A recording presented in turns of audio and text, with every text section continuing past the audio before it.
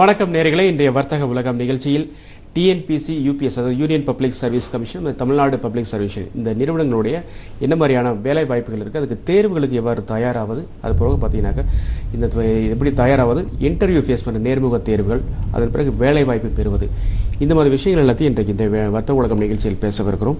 இது குறித்து பேசுவதற்காக நம்முடைய வந்திருக்கிற எக்ஸல் கேரியர் இந்தியா நிறுவனத்தினுடைய டைரக்டர் திரு கே கல்யாண சுந்தரம் அவர்கள். இது குறித்து உங்களது கேள்விகளையும் சந்தேகங்களையும் 42059292 என்ற தொலைபேசி தொடர்பு கொண்டு இந்நிகழ்ச்சியில் நீங்களும் நேரடியாக கலந்து கொள்ளலாம். பொதுவாக பார்த்தீங்க அப்படின்னா இந்த டிஎன்பிசிக்கும் சரி, யூபிஎஸ்சிக்கும் சரி, சிவில் சர்வீஸ் தேர்வுகளுக்கும் சரி, எத்தனை தனியார் நிறுவனங்களுக்கு நமக்கு வேலை கிடைத்தாலும் கூட, நிறைய சம்பளம் வாங்கினாலும் கூட, சிவில் சர்வீஸில் ஒரு எக்ஸாமில் பாஸ் பண்ணி ஒரு ஐஏஎஸ் ஆகணும், ஒரு ஐபிஎஸ் ஆகணும் அப்படின்ட்டு அதுக்குள்ள மதிப்பும் மரியாதையும் தனியது. குழந்தைகளை வளர்க்கும் போதே கூட நீ ஒரு கலெக்டராக வளரணும் அப்படின்னு சொல்லுவாங்க, கலெக்டராக வரணும் அப்படின்னு சொல்லுவாங்க. அதை ஒரு ஐபிஎஸ் ஆஃபீஸராக வரணும்னு சொல்லுவாங்க. ஒரு போலீஸ்காரை பார்த்தோன்னே ஐபிஎஸ் ஆகணும் அப்படின்ற ஒரு எண்ணம் நமக்கும் வராது. அதில் உள்ள அந்த பணியில் உள்ள ஒரு கம்பீரம், ஒரு மிடுக்கு அப்படின்றது நம்மளோட மிகவுமே சின்ன குழந்தையிலிருந்து கவர்ந்தெடுக்கக்கூடிய ஒரு பதவி அப்படின்றதுலாம். அதுமாதிரி இந்தியாவில் பார்த்தீங்க அப்படின்னா தேர்வு மூலமாக எழுதி ஒரு உயர்ந்த பதவிக்கு போக முடியும் அப்படின்னா அந்த ஹையஸ்ட் போஸ்ட் அப்படின்றது சிவில் சர்வீஸ் எக்ஸாம் தான் சொல்லுவாங்க. அதை அந்த பதவிகளுக்கு நிச்சயமாக வாய்ப்பு கிடைத்தது அப்படின்னா ஒவ்வொருத்தரோட வாழ்க்கையினோட பாக்கியமாக கருதக்கூடிய மாணவர்கள், எத்தனையோ மாணவர்கள் கிராமப்புறத்திலிருந்து சென்னைக்கும் பல நகரங்களுக்கும் போய் அந்த தேர்வுகளை கலந்துக்கிட்டு எழுதிட்டு வராங்க. பட் ஆனாலும் கூட அதில் பல விஷயங்கள் இருக்குது. என்னென்னா எப்பயுமே ஒரு சதுப்பு நிலத்தில் போகும்போது ஒரு ஊன்றுகோல் ஒன்று வேணும்னு சொல்லுவாங்க. நமக்கு தெரியாத பாதை, புரியாத பாதை, இப்போ அடைய வேண்டிய இலக்கு ஒன்று இருக்குது அப்படின்னா நம்ம கடந்து கொண்டு போவதற்கு ஒரு வழிகாட்டி ஒன்று இருக்குன்னு சொல்லுவாங்க. அந்த கைடு அப்படின்றது பார்த்தீங்க அப்படின்னாக்கா நிறைய இன்ஸ்டியூஷன் நடத்திக்கிட்டு இருப்பாங்க. அதனால் அந்த அறிவுரைகள், ஆலோசனைகள் அப்படின்றது நமக்கு தேவைப்பட்டுக்கிட்டே இருக்கும். அதை சரியான முறையில் பின்பற்றி போகிறவங்க அத்தனை பேரும் இமயமலையின் உச்சியில் எப்படி அடைகிறாங்களோ அதே போல் அவங்களுடைய இலக்குகள் அடையக்கூடிய வழிகள் இருக்குது. அது மாதிரி என்னென்ன வழிகள், அதுக்கு என்னென்ன தடங்கல்கள் இருக்குது, அதை தாண்டி செல்வது எப்படின்றத இன்றைக்கி நம்ம நிகழ்ச்சியில் பேசவிருக்கிறோம். வணக்கம் கல்யாண சுந்தரம் சார். வணக்கம். இந்த ஐஏஎஸ் போஸ்ட் அப்படின்றது ஈவன் எனக்கும் கூட, இன்னும் நிறைய பேர் வீட்லேயும் சரி ஐஏஎஸ் அப்படின்ற சும்மா கூட சொல்லுவாங்க. ஒரு சாதாரண நீ ஐஏஎஸ் கலெக்டரான்னு சொல்லுவாங்க. இப்படி கம்னு உட்காந்துருக்க, நீட்டாக உட்காந்துருக்க, ட்ரெஸ்ஸஸ்லாம் நீட்டாக பண்ணி ஒரு வேலையை பண்ண மாட்டேன்ற நீ ஐஏஎஸ் கலெக்டரான்னு கேட்பாங்க. அந்தளவுக்கு வாழ்க்கையினுடைய ஒவ்வொரு விஷயங்களையும் கலந்துருக்கக்கூடிய ஒரு வார்த்தை அப்படின்னு கூட சொல்லாத. அது மட்டும் கிடையாது, அதை தாண்டி பார்த்தீங்கன்னாக்கா தமிழ்நாடு லெவலில் தமிழ்நாடு பப்ளிக் சர்வீஸ் கமிஷன் அப்படின்றது, இதற்கான தேர்வுகளும் சரி, குரூப் 4 அதுக்கு அது எல்லாமே எழுதினா கூட குரூப் 1 வரணும் அப்படின்றது நிறைய பேர் காசு இருக்கும். நிறைய பேருக்கு குரூப் 1 சிவில் சர்வீஸ் இல்லை அப்படின்ற பட்சத்தில் குரூப் 1 அப்படின்ற அந்த அடுத்தடுத்த லெவல்கள் அப்படின்றது இதெல்லாமே ஒரு மரியாதைக்குரிய பதவிகளாக இருக்கும் பொழுது இந்த பதவிகளுக்கு அடைவதற்கான வழிமுறைகள் அப்படின்றது எல்லாருக்கும் இன்றைக்கு ஈஸியாக இருக்கா? நிறைய பேர் சொல்கிறாங்க ஐஏஎஸ் படிக்கணும்னா இவ்வளோ பெரிய புக்கு இருக்கும்பா, இந்த புக்கை உட்காந்து 3 வருஷம் 4 வருஷம் இது மாதிரி பல புக்கு உட்காந்து படிக்கணும்னு நினைக்கிறாங்க. அதை அந்த மாதிரி படித்து தான் இந்த தேர்வுகளுக்கு தயாராகணுமா, இல்லை எந்த அளவுக்கு ஒரு கல்லூரியிலிருந்து ஒரு பள்ளிக்கூடத்திலிருந்து தயாராவது, இந்த மாதிரி என்னென்ன வழிமுறைகள் எளிதாக இருக்கும் அதில் வருவதற்கு? முதற்கட்டமாக சுதந்திர தினத்தன்று இந்த சிவில் சர்வீஸ் தேர்வுகளை பற்றி பேசுகிறதுலே ஒரு மகிழ்ச்சியாக இருக்குது. என்னை பொறுத்த வரைக்கும் நீங்கள் கேட்டதுபடி பார்த்தா இப்போ இதற்குள்ள வழிமுறைகளோ அல்லது இதற்கு என்னென்னலாம் இது ரொம்ப கடினமாக நீங்கள் கேட்டாப்புல இவ்வளோ பெரிய புத்தகத்தை வச்சு படிக்கணுமா அப்படிங்கிறது ஒரு காலகட்டங்கள் இருந்தது. 60 70 இருந்தது. இப்போ இருக்கக்கூடிய பார்த்தீங்கன்னாக்கா அவேர்னஸ் எல்லாருக்கும் மீடியா வந்ததுக்கப்புறம் எல்லாருக்கும் தெரிய முடியாது. அண்ட் அரசாங்கத்திலே பல முயற்சிகள் எடுக்கிறாங்க. இப்போ பார்த்தீங்கன்னா எல்லா மாநில அரசாங்கத்திலேயே ஒரு பயிற்சி நிறுவனங்கள் வச்சுருக்காங்க.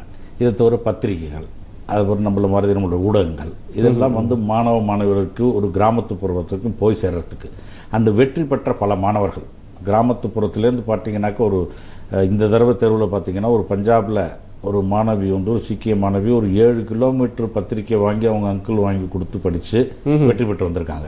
இதெல்லாம் பார்க்கும்போது அவங்களுக்கு இது we can also do, இதில் எந்த விதமான இதுவும் இல்லை. பத்திரிகை சென்றடையாத ஒரு கிராமத்து பொண்ணு 161வது ரேங்க் சீக்கிய பெண்மணி வந்திருக்கு. இது இந்து பத்திரிகையில் எல்லாத்துலேயும் வந்தது.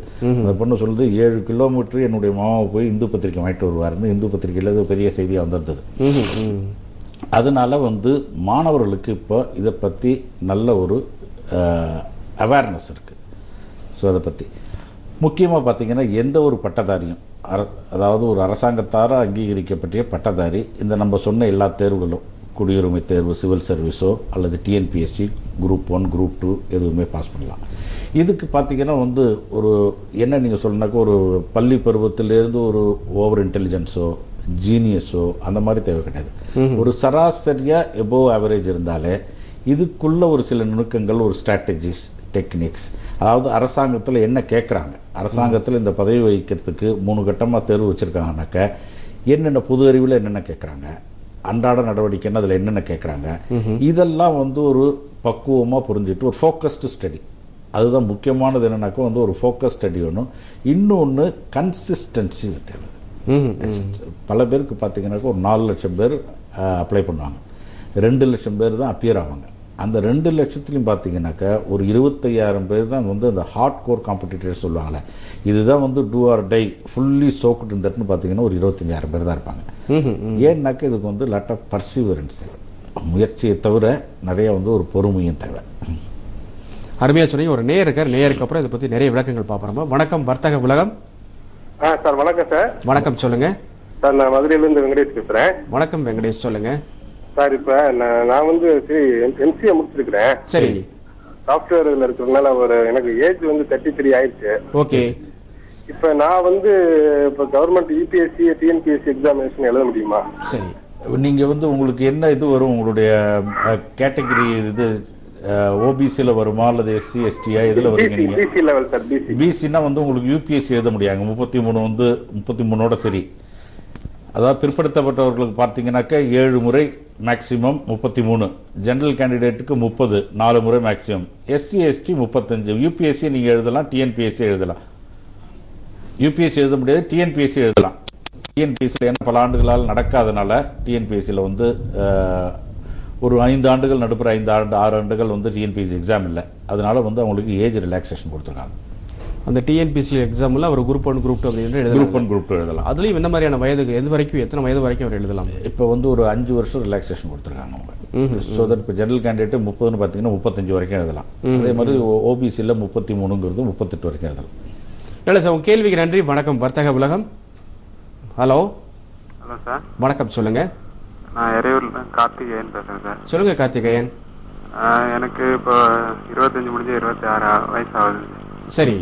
நான் பிசி என்னோட கேஸ்ட். TNPSC exam எழுதலாங்களா? அந்த எக்ஸாம் நீங்கள் கண்டிப்பாக எழுதலாங்க. டிஎன்பிஎஸ்சி எழுதலாம், யூபிஎஸ்சி எழுதலாம். டிஎன்பிஎஸ்சி குரூப் 1 குரூப் 2 இப்போ வந்திருக்கிற விஓ எக்ஸாம் எழுதலாம், எல்லாம் எழுதலாம். என்ன படிச்சிருக்கீங்க நீங்கள்? கார்த்திகேயன், நீங்கள் வந்து 26 வயசு தான், அது ஒன்றும் பிரச்சனை இல்லை. டிஎன்பிஎஸ்சி அதுக்கு மேலே யூபிஎஸ்சி இருக்குது, யூபிஎஸ்சியும் எழுதலாம் நீங்கள். அதனால் டிஎன்பிஎஸ்சியோட தயங்கி நின்றாமல் யூபிஎஸ்சிக்கும் முயற்சி பண்ணுங்கள். நீங்கள் நிச்சயமாக உங்களுக்கு வெற்றி பெறும். பட் ஒன்று என்ன கேட்டிங்கன்னா தன்னம்பிக்கை தான். நமக்கு வந்து எந்த அளவுக்கு தன்னம்பிக்கை இருக்குது அப்படின்றது தான். யூபிஎஸ்சி சிவில் சர்வீஸாக எழுத முடியுமா அப்படின்னு யோசித்தோம் அப்படின்னா அந்த யோசிக்கிற லெவலில் தான் நம்ம இருப்போமே தவிர அதுக்கான எழுதுகிற முயற்சியில் இறங்க மாட்டோம். டிஎன்பிஎஸ்சி ஏன் நம்மளுடைய வட்டத்தை சுருக்கி கொள்ளணும் நீங்கள், அதில் யூபிஎஸ்சியை ட்ரை பண்ணுங்கள். வாழ்த்துக்கள் உங்களுக்கு கார்த்திகேயன். இப்போ இந்த மாதிரி மாணவர்களுக்கு வந்து இப்போ எப்படின்னாக்கா கிராமப்புறத்தில் இருக்கவங்களும் சரி, அந்த செகண்ட் லெவல் டயர் சிட்டிஸ் இருக்கவங்களுக்கும் சரி, அந்த அவேர்னஸ் அப்படின்றது சென்னையில் இருக்கிறது போல் இல்லாமல் கொஞ்சம் குறைவாக இருக்கிறதா? அந்த ஆர்வம் இருக்குது, பட் அதுக்கான விழிப்புணர்வு அப்படின்றது விழிப்புணர்வு இப்போ ஓரளவுக்கு வந்து வந்திருக்கு. ஒரு காலகட்டங்கள் நான் சொன்னாப்புல இல்லை. இப்போ என்ன பண்ணுறாங்கன்னா ஒரு சின்ன இதுலேயே ஒரு கல்லூரி இருக்குன்னு வச்சுங்க. கல்லூரி ஒரு செமி அர்பன் ஏரியாவில் கல்லூரி இருக்குனால அந்த கல்லூரியிலேயே அவங்க முதல்வர் வரும், அங்கே இருக்கிற மாவட்ட ஆட்சியாளரையோ அல்லது மாவட்டத்தில் இருக்கிற சப் கலெக்டரையோ அங்கேருந்து பயிற்சி வெற்றி பெற்று வந்தவர்களை கூப்பிட்டு இதுக்குள்ளே அவேர்னஸை கிரியேட் பண்ணுறாங்க. இது வந்து ஒரு காலகட்டங்கள்லேருந்து அந்த இடைவெளி இருந்தது. இடைவெளினா பாஸ் பண்ணி அவர் வந்துட்டாருன்னு வச்சுங்க, அந்த பிரிட்டிஷ் அரசாங்கத்தை போலயே அவருடைய நீங்கள் இல்லத்துக்கும் போக முடியாது, அவருடைய அலுவலகத்தையும் அடைய முடியாது, இந்த ஒரு இடைவெளி இருந்தது. இப்போ வந்து அந்த இடைவெளி கிடையாது. பார்த்தீங்கன்னா பெரும்பாலும் வெற்றி பெற்ற மாணவர்களும் இப்போ அவர் பாஸ்ட் ஒரு 10 வருடங்களாக பார்த்தீங்கன்னா இதில் வெற்றி பெற்றவர்களும் பெரும்பாலும் பார்த்தீங்கன்னா middle class, lower middle class தான். அண்ட் அவங்க வந்து மீதி இருக்கக்கூடிய கிராமப்புறத்தில் வந்து விழிப்புணர்வு கொடுக்கணும். இப்போ நானே வந்து பல மாவட்டங்களில் வந்து ப்ரோக்ராம் போட்டிருக்கோம். ப்ரோக்ராம் போடும்போது என்ன பண்ணுவோம், அங்கே இருக்கிற சப் கலெக்டரோ எஸ்பியை கூப்பிடுவோம். உடனடியாக வேறு எந்த பணிகள் இருந்தாலும் வந்து பேசணும் மாணவர்கள்ட்ட அந்த ஆர்வத்தோடு வருவாங்க. உள்புற கிராமங்களில் சில ப்ராப்ளங்கள் இருக்கலாம். பிகாஸ் ஈவன் பட் இப்போ பொறுத்த வரைக்கும் பார்த்தீங்கன்னா உங்களுக்கு வந்து எல்லா கிராமங்களுமே வந்து தமிழ்நாடை பொறுத்த வரைக்கும் கம்யூனிகேஷனை பொறுத்த வரைக்கும் எந்த விதமான எதுவும் கிடையாது. இல்லை even the remote village also is connected. அருமையாக சொன்னீங்க. ஒரு நேயர்காரோட கேள்வி நான் பார்க்கலாம். வணக்கம் வர்த்தக உலகம். ஹலோ, நாங்க பெரம்பலூர்ல இருந்து பேசுறோங்க. வணக்கம், சொல்லுங்கம்மா. எங்க பையன் டிப்ளமோ ட்ரிபிள் இ முடிச்சுட்டு வேலையில் இருக்காரு இப்போதைக்கு. சரிங்க. வேங்கொண்டு அவன் எனக்கு வேற படிப்பு படிச்சு நல்லா வேலைக்கு போகணும், ஐஏஎஸ் இந்த மாதிரி எல்லாம் படிக்கணும்னா என்ன மேத்ஸ் படிக்கணும்? சரிங்கம்மா. இப்போ டிப்ளமா நீங்கள் படிச்சிருக்கும் போது டிப்ளமாக்கு மேலே அவர் வந்து ஒரு டிகிரி பண்ணணுங்க. டிகிரி வந்து நீங்கள் வந்து ஆர்ட்ஸில் பண்ணாலும் சரி அல்லது ஒரு டிப்ளமாவும் இன்ஜினியரிங் படிக்கிறனால உங்களுக்கு வந்து பெரும்பாலும் கல்லூரிகளில் இப்போ வேலை செஞ்சுட்டு உங்களுக்கு ஈவினிங் காலேஜ் கூட வச்சுருக்காங்க பிஇ படிக்கிறதுக்கு. ஏன்னா மினிமம் குவாலிஃபிகேஷன் வந்து அவர் டிகிரி ஹோல்டராக இருக்கணும். அது படித்தாக்க அவர் கண்டிப்பாக எழுதலாம். பட் இப்போலேருந்து அவர் உங்களுக்கு பொது அறிவுக்கான சில புத்தகங்கள்லாம் படிக்க சொல்லுங்கள். டிகிரிங்கிறது ஆட்டோமேட்டிக்காக வாங்கிடலாம் அவர். இப்போ டிகிரின்றது கரஸ்பாண்டன்ஸ் ஈவினிங் காலேஜ்னு ஒன்று இருக்கும், அப்புறம் கரஸ்லேயே படிக்கிறது ஒன்று இருக்குது. கரஸில் படிக்கிறது இது ரெண்டுமே சிவில் சர்வீஸ் எக்ஸாம்களுக்கு டிஎன்பிசி எல்லாத்துக்குமே ஏற்றுக்கொள்ளக்கூடியது. ஒன்லி திங் இஸ் என்னன்னாக்கா உங்களுக்கு அரசாங்கத்தால் அங்கீகரிக்கப்பட்ட பல்கலைக்கழகமாக இருக்கணும். ஈவன் சில ஃபாரின் யூனிவர்சிட்டியில் படிச்சுட்டு வராங்க சில பேர். ஃபாரின் யூனிவர்சிட்டியில் படிச்சுட்டு அவங்களும் கேள்வி கேட்பாங்க. நான் ஃபாரின் யூனிவர்சிட்டியில் சில தாய் தந்தையர்கள் அங்கே சவுதி அரேபியா போகிறாங்க, வெளிநாட்டில் வேறு இடத்துல வேலையில் இருக்காங்க. நான் ஐஏஎஸ் எழுதணும்னு ஆசை இருக்குது, எழுதலாமா அப்படின்னு பேச்சு. அதுக்கு அரசாங்கத்தில் என்ன வச்சுருக்காங்கன்னா, யூபிஎஸ்சியோட சட்டத்தைப்படியே ரூல் படி விதிமுறைகள் படி பார்த்தீங்கன்னா அசோசியேஷன் ஆஃப் இந்தியன் யூனிவர்சிட்டிஸ்னு ஒன்று இருக்குது டெல்லியில். அதில் அந்த பல்கலைக்கழகம் அங்கீகரிக்கப்பட்டிருந்தால் கண்டிப்பாக அவங்க எழுதலாம். அது மாதிரி பல பல்கலைக்கழகங்கள் அங்கே ரெஜிஸ்டர் பதிவு பண்ணியிருக்காங்க. பதிவு பண்ணியிருந்தால் அவங்களும் எழுதலாம். வெளிநாட்டு யூனிவர்சிட்டி பல்கலைக்கழகங்களை படிச்சிருந்தாலும் இந்தியாவில் அது ரெகக்னைஸ் பண்ணி இது பதிவாயிருக்கணும். அசோசியேஷன் ஆஃப் இந்தியன் யூனிவர்சிட்டிஸ்னு ஒன்று வச்சுருக்காங்க டெல்லியில். அதில் அவங்க பதிவு பண்ணியிருந்தாங்கன்னா அங்கீகாரம் கொடுத்துருந்தாக்கா அவங்களும் எழுதலாம். பல மாணவ மாணவிகளும் அது மாதிரி எழுதுறாங்க. நல்லது. கேள்விக்கு நன்றி. வணக்கம் வர்த்தக உலகம். ஹலோ ஹலோ வணக்கம், சொல்லுங்க சார். நான் காரைக்குடிலேருந்து பேசுகிறேன் சார். சொல்லுங்க சார். நான் ஏஇ போஸ்ட்டுக்கு அப்ளை பண்ணியிருக்கேன் சார். சரி. இப்போ என்ன ஆச்சுன்னா சார், அந்த ஏஇ போஸ்ட்டில் அப்ளை பண்ணதுல அப்ளிகேஷனில் கொஞ்சம் எரர் பண்ணி அனுப்பிட்டேன் சார். அது எனக்கு இது கால் டிக்கெட் வருமா வராதான் கொஞ்சம் பயமா இருக்கு சார். சரி, என்ன எரர் நீங்க நினைக்கிற? என்ன எரர் சொல்லுங்க. அதாவது எக்ஸாம் டேட் அறிவிக்கப்பட்ட நாள்னு சொல்லிட்டு பியோட இது கேட்டிருந்தாங்க சார். அந்த டேட் என்ன ஆயிடுச்சு சார், கொஞ்சம் எரர் பண்ணி 2 காலம் கேட்டிருந்தாங்க சார். ஒன்னு ஹையர் செகண்டரி, இன்னொன்னு பிஇ மாதிரி கேட்டிருந்தாங்க சார். நான் ஒரே ஒரு காலத்துல மட்டும் அந்த பிஇக்குள்ள இதை போட்டேன் சார். செகண்ட் காலத்தை பிளைனா விட்டேன் சார். அதான் ப்ராப்ளமா என்னன்னு. சரி, இல்லை இதை பொறுத்த வரைக்கும் உங்களுக்கு இது ஒரு சிறு பிழை தான். இது மேஜர் இது உங்களுக்கு டேட்டு பதிவானதுக்கப்புறம் அனுப்பிச்சிருந்தீங்கன்னாக்கா அவங்க அதை எடுக்க மாட்டாங்க. நீங்கள் டயத்துக்குள்ளே அனுப்பிச்சிருக்கீங்க, இந்த சிறு பிழையை அவங்க திருத்திக் கொள்ளலாம். ஏன்னா இது டிஎன்பிஎஸ்சி அவங்களோட விதிமுறைகளை தான் பார்க்கணும். உங்கள் கேள்விக்கு நன்றி. இப்போ இது போல் தவறுகள் அப்படின்றது அப்ளிகேஷனில் அவங்க ஒரு கண்டிஷன் ஒன்று கொடுத்துருக்காங்க. அதாவது கொடுக்குறது இன்ஃபர்மேஷன் தப்பாவோ, பின்னாடி வரும்போது சர்டிஃபிகேட் வெரிஃபிகேஷனப்போ வேறு ஏதாவது தவறுகளோ இல்லை இல்லாமல் இருக்கிறத இருக்கின்றதை காமிச்சாலோ எந்த சமயத்திலையும் இது நிராகரிக்கப்படலாம். உங்களுக்கு ஹால் டிக்கெட் வரும், எக்ஸாம் எழுதலாம், பட் செலெக்ஷன் ப்ரொசீஜரில் இது கிடையாது, இருக்காது அப்படின்னு ஒரு கண்டிஷன் ஒன்று இருக்குது. அது உண்மைதானா? அது எந்தெந்த விஷயங்களுக்கு பொருந்தும்? எது ஒரு முக்கியமான கேள்வி நீங்கள் கேட்குறது அவர் கேட்ட கேள்வி எல்லாருக்குமே முக்கியமானது. ஏன்னு பார்த்தீங்கன்னா, இந்த தேர்வுக்கான இந்த விண்ணப்பம் வருது பாருங்கள். இந்த விண்ணப்பத்தை ஒரு 4-5 பேர்கிட்ட கேட்டு, அதுக்கப்புறம் நம்மளோட தவிர எக்ஸ்பீரியன்ஸ் பீப்புள்கிட்ட கேட்டு, அதுக்கப்புறம் அதை நம்ம ஃபில்லப் பண்ணி அனுப்புறதுங்கிறது ரொம்ப ஒரு நல்லது. ஏன்னா பல மாணவர்கள் பார்த்தீங்கன்னா ரொம்ப நல்லா படித்து எல்லாம் பண்ணி வச்சுருப்பாங்க. அதில் இந்த ஆண்டே பல நூற்றுக்கணக்கான மாணவர்களுக்கு யூபிஎஸ்சியில் ஹால் டிக்கெட் வரல. என்ன காரணம்னா, அந்த ஃபோட்டோ இருக்குது பாருங்கள். ஆமாம், அந்த ஃபோட்டோ கரெக்டாக ஓட்டலைன்னு சொல்லி ரிஜெக்ட் பண்ணிட்டாங்க. அதுக்கப்புறம் என்ன உங்களுக்கு கிட்டத்தட்ட 1 மாதத்துக்கு முன்னாடி தான் வருது. இவன் 1 ஆண்டு 2 ஆண்டு டெல்லியோ அங்கே போய் படிச்சுட்டு இருப்பான். பட் எனக்கு அது மாதிரி நிறைய பேர் மாணவர்களை சொன்னதுனால சொல்கிறேன். இது பல பேருக்கு இது போய் சேரணுங்கிறனால அந்த நேரத்தில் பார்த்தீங்கன்னா அவங்க என்ன சொல்கிறாங்க, அதை கரெக்டாக அந்த ஃபோட்டோ இல்லைன்னாக்க, ஏன்னா அவங்களுக்கு வருது 4 லட்சம் அப்ளிகேஷன். அவங்களையும் எந்த விதமான குறையும் சொல்ல முடியாது. ஒரு இதையும் பார்த்துட்டு இருக்கணும்னா நம்ம தான் அந்த டேட்டுக்குள்ளே 1 வாரத்துக்கு முன்னாடியே போய் சேர்றாப்புல, அதுக்குள்ளே சான்றிதழ் இது அனுப்பிச்ச உடனே அதுக்கு ஒரு ரெசிப்ட் நகல் காப்பி வச்சுக்கணும் எப்போ. ஏன்னா கரஸ்பாண்டன்ஸுக்கு பார்த்தீங்கன்னா உடனே கேட்பாங்க உங்கள் நம்பரை கொடுன்னு. பாதி மாணவர்கள் சொன்னீங்க நம்பர் கையில் இல்லாமா, அது பதிவான உடனே ஒரு நம்பர் கொடுப்பாங்க. ஏன்னா அவங்கள்ட்டேருந்து எந்த விதமான அக்னாலஜ்மெண்ட்டும் வராது. அக்னாலஜ்மெண்ட் கார்டு ஒன்று நம்ம அனுப்புகிறோம், அவங்க 4 லட்சம் பேருக்கு அனுப்புறதுங்கிறது ரொம்ப கஷ்டம், பல பேருக்கு வராது. பட் ஒன்லி திங் இஸ் நம்ம கொடுக்கும்போது ஒரு ரிஜிஸ்டர் பண்ணும்போது ஒரு நம்பர் இருக்கும். அந்த நம்பரை போட்டோம்னா நம்ம கணினிலே போட்டோம்னா நம்மளுக்கு என்ன ஸ்டேட்டஸ்ங்கிறது உடனடியாக வந்துடும். அப்போ எல்லாமே கரெக்டாக இருந்தாலும் ஹால் டிக்கெட் வரலனாலும் அதுலேயே நமக்கு எந்த இடத்துல நமக்கு இது எக்ஸாம் சென்டருங்கிறது வந்துடும். அந்த சென்டருக்கு டைரெக்டாக போய் நம்ம அட்டன் பண்ணலாம். ஏன்னா இதில் இந்த ஆண்டு பர்டிகுலர்லி பல மாணவர்கள் இதனால் பாதிக்கப்பட்டாங்க. இப்போ இன்னொரு விஷயம் பார்த்தீங்கன்னா, இந்த அப்ளிகேஷனில் சில பேருக்கு இப்போ டிஎன்பிஎஸ்சி பொறுத்தளவுக்கு ஹால் டிக்கெட் வந்துடும். உங்களுக்கு எக்ஸாம் நீங்கள் அட்டன் பண்ணலாம், பட் செலெக்ஷனில் வராது அப்படின்றாங்க. அது உண்மைதானா சார்? செலெக்ஷன்லங்க நம்ம தவறான கொடுத்துடணும்னா, தவறானதுன்னா என்னென்னா 1-2 தான் மெயினாக வரும். தவறானது 1 வயது, இன்னொன்று எஜுகேஷனல் குவாலிஃபிகேஷன், 3வது ஜாதி சான்றிதழ் பற்றி. இது 3லையும் நம்ம எப்போவுமே கரெக்டாக இருக்கணும். இன்னொன்று அட்டம்ப்டை பற்றி. 4 அட்டம்ப்ட் தான் ஜெனரல் கேட்டகரிக்கு. அதே மாதிரி பிற்படுத்தப்பட்டவருக்கு 7 அட்டம்ப்ட்னா பல மாணவர்கள் என்ன நினைப்பாங்க, அவங்கள வந்து கம்ப்ளீட்டாக எல்லாம் ரிஜிஸ்டர் ஆகிருக்கும், விஞ்ஞான ரீதியாக பண்ணி வச்சுருக்காங்க அவங்க கணினியில். அதில் ஒரு சில பிறனாலும் எழுதி வந்ததுக்கப்புறம் என்ன ஆகும், இவன் என்ன நினச்சிட்டு இருப்பான், எல்லாமே பார்க்கல, நம்ம 5வது அட்டம்ப்ட் எழுதிடலாம், அவங்களுக்கு தெரியாது. அதனால நம்ம வந்து இந்த 4-5 பிழைகள்னால தான் பெரும்பாலான பிரச்சனைகள் வரும். இது வந்து எந்த விஷயத்திலையும் அவங்க இது பண்ண மாட்டாங்க. ஒரு நேயர்கள் கேள்வி என்ன பார்க்கலாம். வணக்கம் வர்த்தக உலகம். ஹலோ, வணக்கம். வணக்கம், சொல்லுங்க. வணக்கம் சார், நான் என் பேர் நாகேஸ்வரன், மூணாறுல இருந்து கூப்பிடுறேங்க. சொல்லுங்க சார். எனக்கு 2 கொஸ்டின் சார் கிட்ட கேட்கணுங்க. கேளுங்க. ஒன்னு வந்து டிஎன்பிஎஸ்சி, அதாவது தமிழ்நாடு, என் பையன் sir triple E BTech triple E முடிச்சிருக்காரு. சரிங்க. ஏப்ரல் 2010 தான் இப்பதான் முடிச்சிருக்காரு சார். சரிங்க. எனக்கு தெரிய வேண்டியது 2 கொஸ்டின் சார். ஒன்னு வந்து தமிழ்நாடு எலக்ட்ரிசிட்டி போர்டுல எப்போ எது சார், எந்த வழியில எடுப்பாங்க, டிஎன்பிஎஸ்சியா அல்லது த்ரூ எம்ப்ளாய்மெண்ட் எக்ஸ்சேஞ்ச் போர்டு? ஒரு கொஸ்டின் சார்.